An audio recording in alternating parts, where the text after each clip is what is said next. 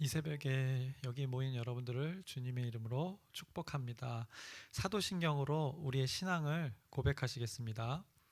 전능하사 천지를 만드신 하나님 아버지를 내가 믿사오며 그 외아들 우리 주 예수 그리스도를 믿사오니 이는 성령으로 잉태하사 동정녀 마리아에게 나시고 본디오 빌라도에게 고난을 받으사 십자가에 못 박혀 죽으시고 장사한 지 사흘 만에 죽은 자 가운데서 다시 살아나시며 하늘에 오르사 전능하신 하나님 우편에 앉아 계시다가 죄로로서 산 자와 죽은 자를 심판하러 오시리라.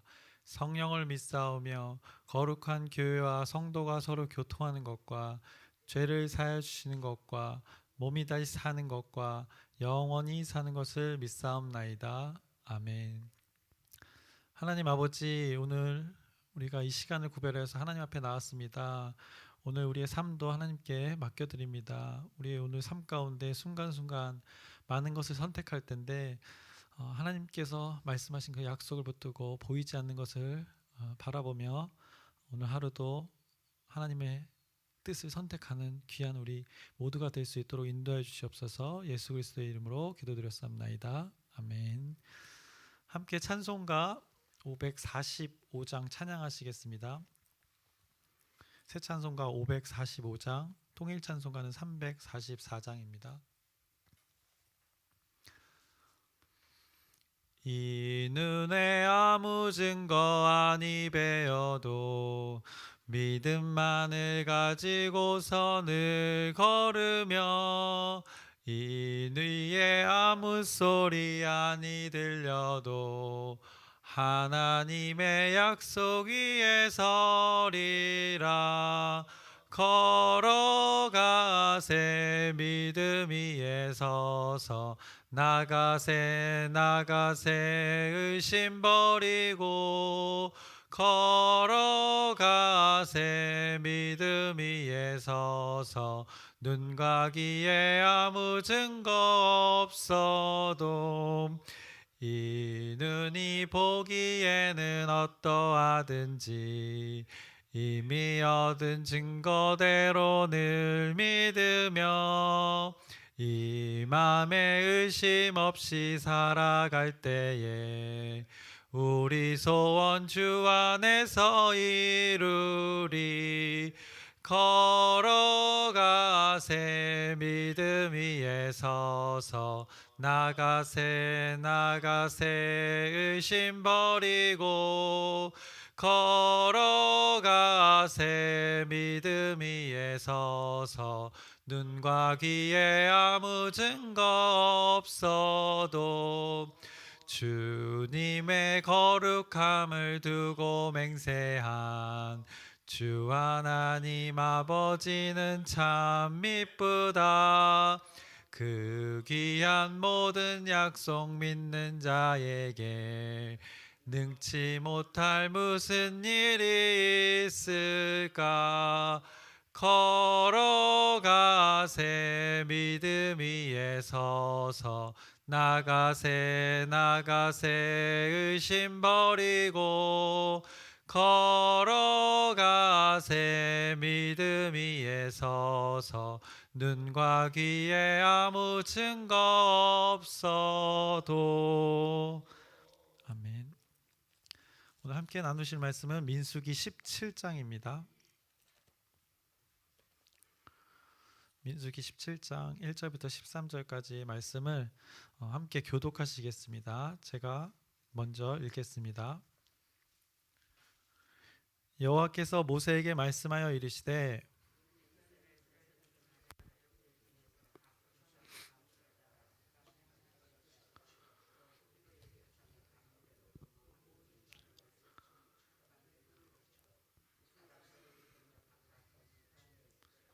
레위의 지팡이에는 아론의 이름을 쓰라. 이는 그들의 조상의 가문의 각 수령이 지팡이 하나씩 있어야 할 것임이니라.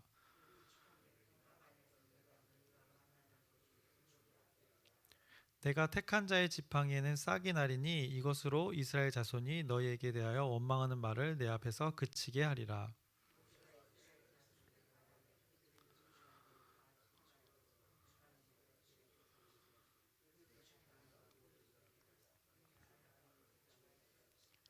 모세가 그 지팡이들을 증거의 장막 안 여호와 앞에 두었더라.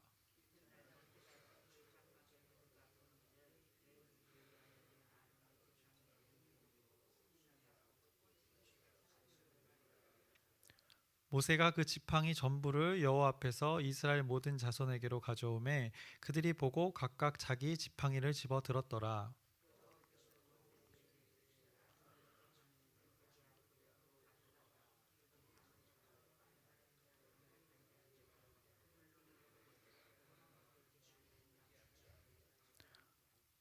모세가 곧 그같이 하되 여호와께서 자기에게 명령하신 대로 하였더라.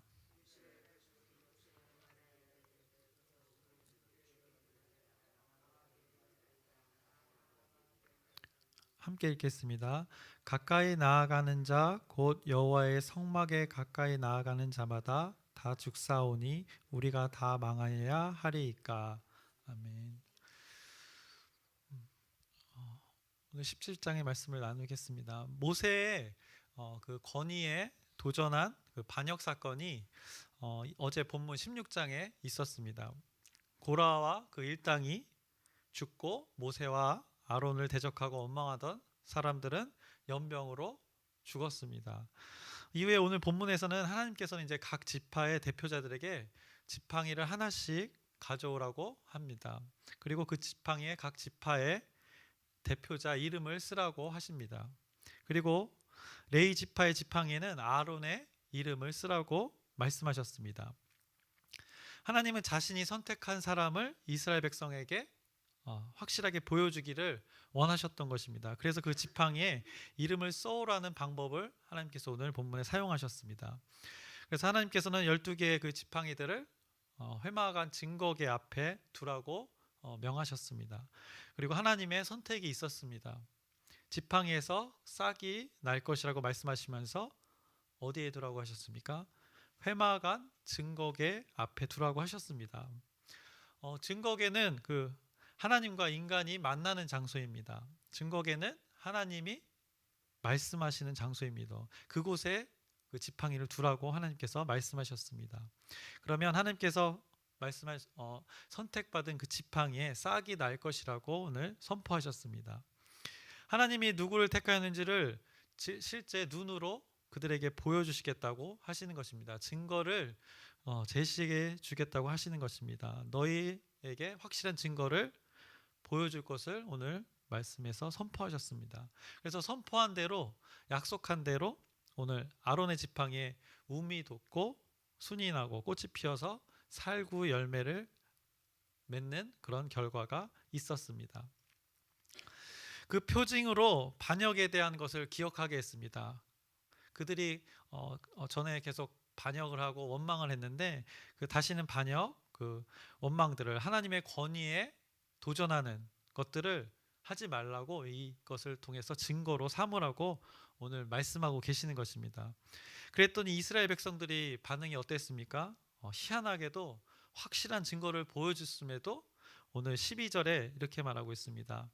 우리는 죽게 되었나니 망하게 되었나이다. 다 망하게 되었나이다. 그리고 13절에 가까이 나아가는 자 곧 여호와의 성막에 가까이 나아가는 자마다 다 죽사오니 우리가 다 망하여야 하리이까 라는 아주 참 희한한 반응을 하게 됩니다. 그래서 오늘 본문에서 우리가 자세히 살펴봐야 할 것들을 언급해 보겠습니다. 그래서 성경을 볼 때는 두 가지 입장에서 바라보는 관점이 있는데 어떤 본문이든 하나님 입장에서 바라보는 관점이 있고 또 인간의 입장에서 바라보는 관점이 있습니다. 오늘 17장 본문의 상황은 이스라엘 백성의 지도자들이 하나님께 반역하고 징계가 있은 후 직후의 모습입니다.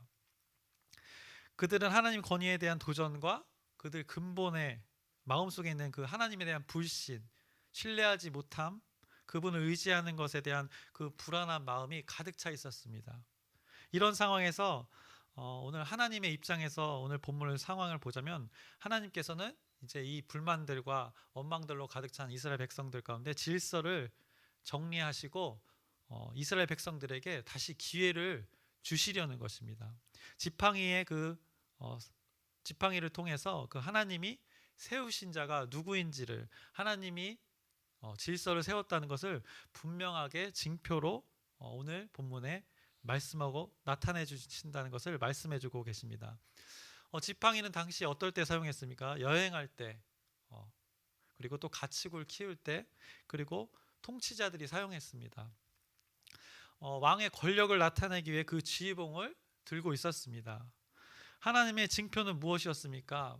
그 지팡이에 열매 맺는 징표를 확실하게 그들에게 보여줬습니다. 그 신비의 사건을 통해서 그들을 이끌고 있는 주체자가 누구인지를 다시 한번 확인시켜 주셨습니다. 오늘 본문을 하나님의 입장에서 바라보면 하나님의 일들이 보이게 되는 것입니다. 하나님이 이스라엘 백성들에게 하나님이 우리에게 행하실 일들을 찾을 수 있게 되는 것입니다.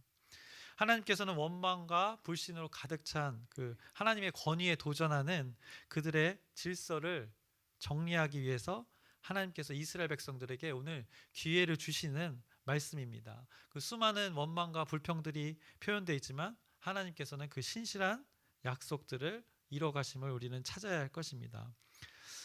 이스라엘 백성들에게 기회를 주었다는 근거를 확인해 보려고 합니다. 5절입니다. 5절 하반절인데요.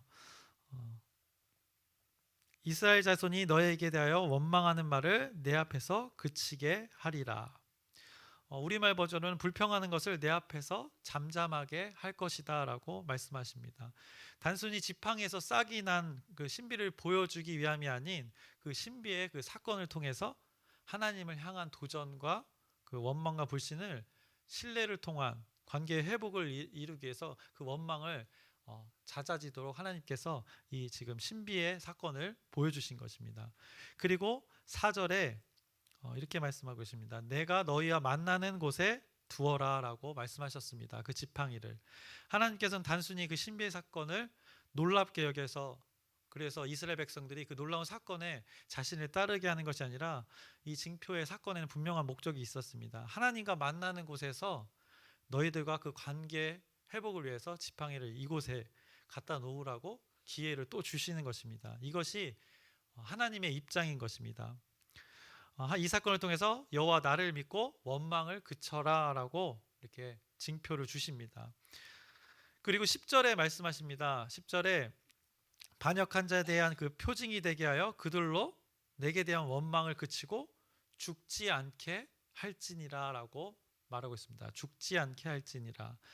하나님께서는 죽지 않게 하려고 기회를 주신다고 말씀하셨습니다. 선포하셨습니다. 원망하는 그들에게, 자신을 믿지 못하는 그들에게 이 싹이 나는 신비를 통해서 다시 한번 기회를 주시고 계십니다. 하나님은 이런 하나님이심을 우리 오늘 본문에서 잘 찾아보아야 할 것입니다. 나의 입장에서 성경을 바라봐서 나의 필요를 채우기 위한 그 수단으로서 자기 개발서로서의 그 성경을 대하는 것이 아니라 하나님의 입장에서 우리가 성경을 바라봐야 할 것입니다. 하나님이 이스라엘 백성을 향한 또한 우리에게 향한 그 구원의 계획을 신실함을 이 오늘 17장 말씀을 통해서도 우리는 발견해야 할 것입니다. 하지만 안타깝게도 이스라엘 백성은 어떠했습니까? 12절에 우리는 죽게 되었나이다, 망하게 되었나이다, 다 망하게 되었나이다. 하나님께서는 분명히 10절에 원망을 그치고 죽지 않게 할지니라고 선포하셨는데 이들은 그것을 믿지 않고 다 죽게 되었다고 다시 불신, 자신의 뜻을 어떻게 보면 관철시키기 위해서 인간의 그 어떤 신념을 보여주는 것을 우리가 확인할 수 있습니다. 아주 단단해지고 딱딱해진 그들의 불신을 오늘 본문을 통해서 확인할 수 있습니다. 그들 그 하나님을 믿지 않는 그 불신은 두려움으로 변화해서 죽게 되었다 고백하는 것입니다. 창세기 3장 10절에 아담은 이런 고백을 했었죠. 아담이 죄를 짓고 하나님께서 아담을 부르실 때 이런 고백했습니다. 내가 벗었으므로 두려워하여 숨었나이다. 그렇게 불신은, 약속을 어김은 두려움의 결과를 만들게 됩니다. 잠언 28장 1절에 이렇게 말씀합니다. 악인은 쫓아오는 자가 없어도 도망하나 라고 말합니다. 쫓아오는 자가 없는데도 두려움에 도망을 한다는 것입니다. 조급해하며 불안해하며 불신에 대한 그 확장이 그 한 영혼을 두렵고 떨게 만드는 것입니다.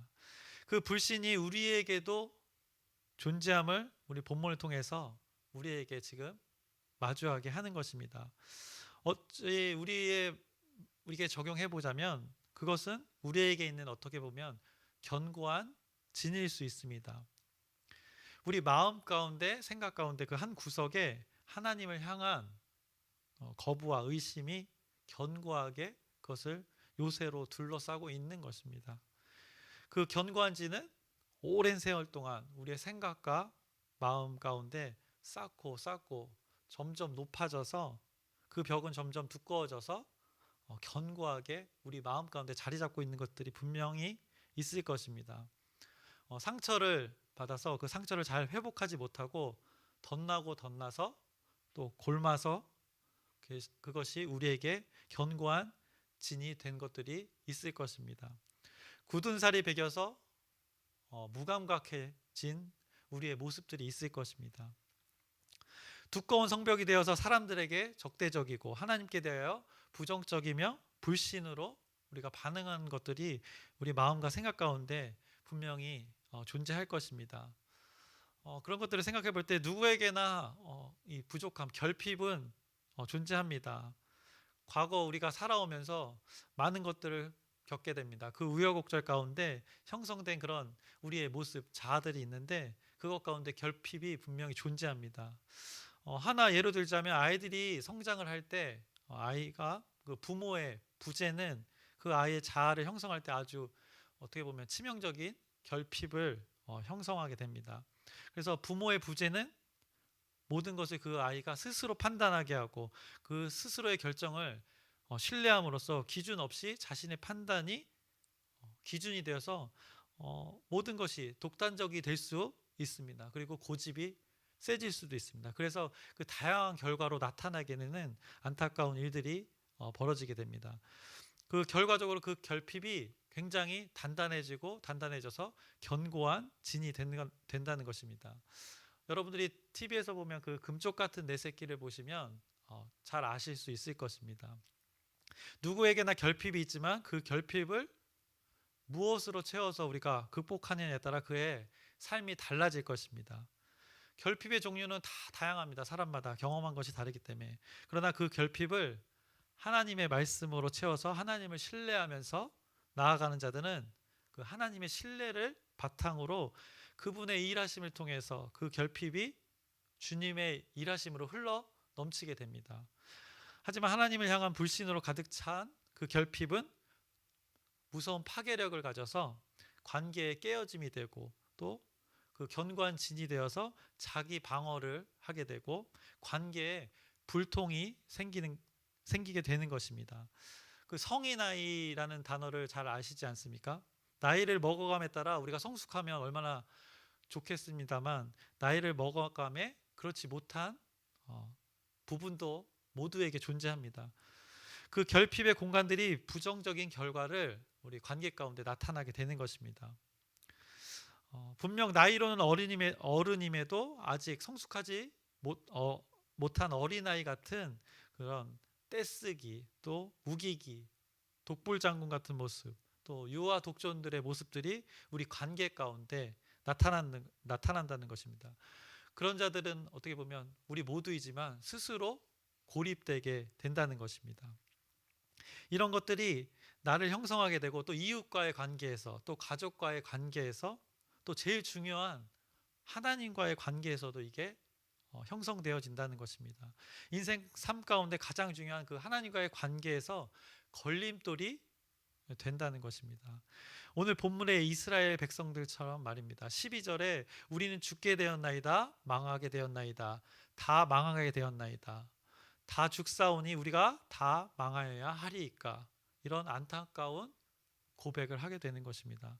반면 하나님께서는 5절 하반절에 분명하게 말씀하셨습니다. 원망하는 말을 내 앞에서 그치게 하리라고 약속하셨습니다. 그리고 10절 하반절에 그들로 내게 대한 원망을 그치고 죽지 않게 할지니라고 분명하게 선포하셨습니다. 이렇게 분명하게 말씀하셨음에도 하나님에 대한 불신이 이 견고한 진으로 우리 마음 가운데, 이스라엘 백성들 마음 가운데 자리 잡아서 우리의 삶 가운데 걸림돌이 되고 있는 것입니다. 하나님은 나에게 관심이 없으신 것 같아서, 나의 살림살이에 관심이 없으셔서 나의 형편이 나아지질 않아 우리가 이 모습 가운데 이런 고백을 하고 있는 모습이 있지 않은가 한번 생각해 보시길 바랍니다. 우리 환경 가운데 해결되지 않는 우리의 문제들이 있습니다. 그런데 그 문제들 때문에 혹시 하나님을 불신하고 있지 않은지는 우리가 한번 마음속과 생각을 감찰해 봐야 될 것입니다. 견고한 지는 하나님의 능력으로만 무너뜨릴 수 있다고 고린도후서 10장 4절에 말씀하고 있습니다. 우리의 싸우는 무기는 육신에 속한 것이 아니요 오직 어떤 견고한 진도 무너뜨리는 하나님의 능력이라.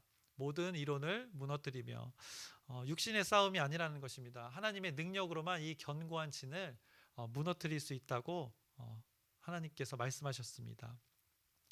그 하나님을 경외함을 통해서 불신의 그 견고한 진을 해결할 수 있다고 오늘 말씀에서 말해주고 있습니다. 불신이 아닌 확신을 말씀하는 그 성경 구절을 한번 찾아보고 말씀을 정리하려고 합니다. 하박국의 고백입니다. 다 죽게 된 상황입니다. 그 가운데 하박국의 그 고백을 한번 우리가 잠깐 나눠보려고 합니다. 하박국 3장 17절에서 19절까지의 말씀입니다.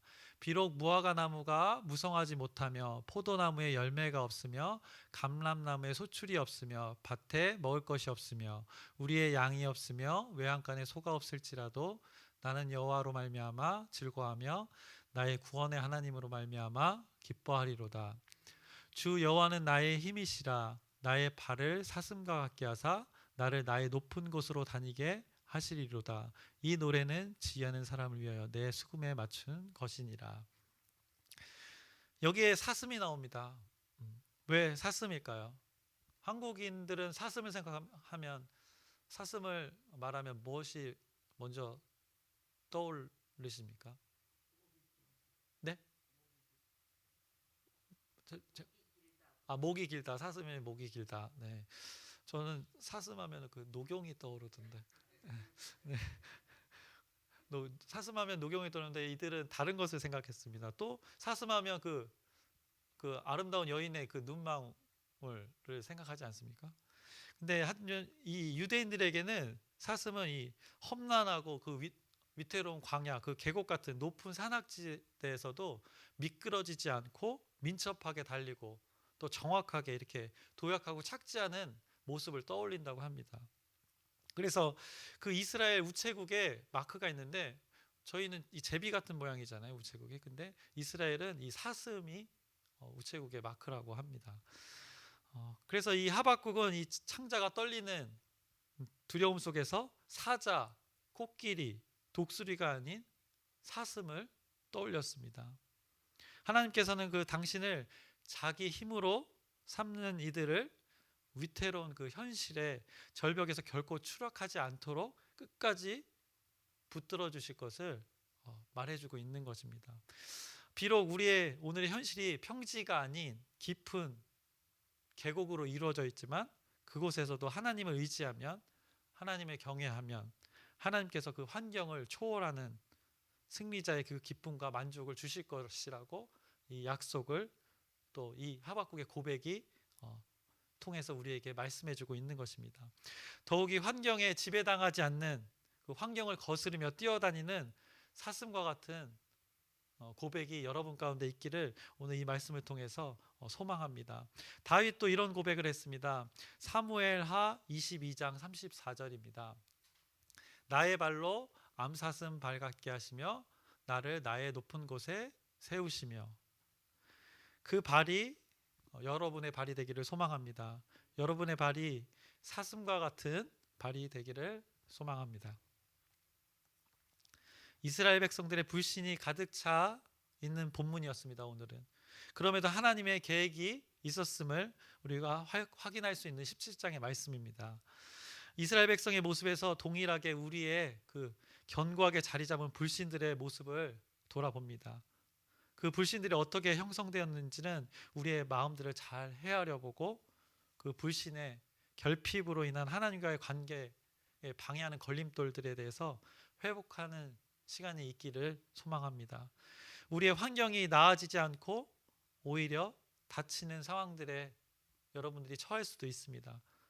그렇다면 이스라엘 백성들처럼 죽게 되었다 이렇게 안타깝게 고백하지 마시고 하박국의 이 말씀을 기억하시면서 주 여호와는 나의 힘이시라 나의 발을 사슴과 같게 하사 나를 나의 높은 곳으로 다니게 하시리로다는 고백을 여러분들이 하시기를 소망합니다.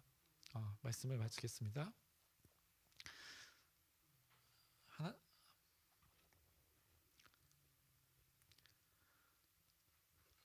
하나님 아버지, 오늘도 어김없이 하나님의 말씀을 나눴습니다. 이 말씀 가운데 하나님께서 우리 말씀으로 인도해 주시고 오늘도 어김없이 그 순간순간 살아가는 동안 하나님의 뜻을 선택하는 우리 모두가 될 수 있도록 인도하여 주시옵소서. 예수 그리스도의 이름으로 기도드렸습니다. 아멘. 하늘에 계신 우리 아버지여, 이름이 거룩히 여김을 받으시오며 나라의 마옵시며 뜻이 하늘에서 이루어진 것 같이 땅에서도 이루어지이다. 오늘날 우리에게 일용할 양식을 주옵시고 우리가 우리에게 죄진 자를 사하여 준 것 같이 우리의 죄를 사하여 주옵시고 우리를 시험에 들게 하지 마옵시며 다만 악에서 구하옵소서. 나라와 권세와 영광이 아버지께 영원히 있사옵나이다. 아멘. 이 시간 우리가 함께 기도할 것은 아픈 자와 떨어져 지내는 가족들 그리고 교회 공동체를 위해서 기도해 주시기 바랍니다. 그리고 오늘의 말씀을 통해서 우리의 모습을 돌아보면서 우리의 발을 사슴과 같게 하사 우리가 처한 상황에서 하나님이 나의 하나님이라는 고백이 끊임없이 고백되는 하루하루가 되기를 기대하며 소망하며 그 새 힘을 부어주실 그 하나님을 기대하면서 우리가 주여 크게 한번 부르짖고 함께 기도하시겠습니다.